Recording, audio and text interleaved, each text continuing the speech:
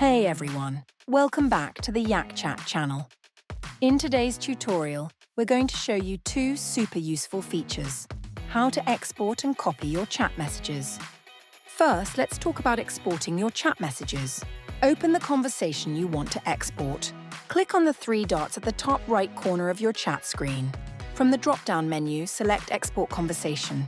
Once you click that, a CSV file containing the entire chat history will be automatically downloaded to your computer's Downloads folder. Now, let's look at the Copy Chat Messages feature. Just like before, click the three dots at the top right corner. From the drop-down, select Copy Conversation.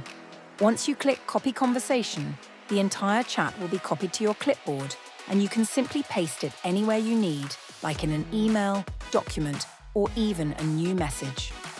If you found this video helpful, don't forget to like, subscribe, and hit the bell icon so you won't miss any future YakChat tips and tutorials. Thanks for watching and happy chatting.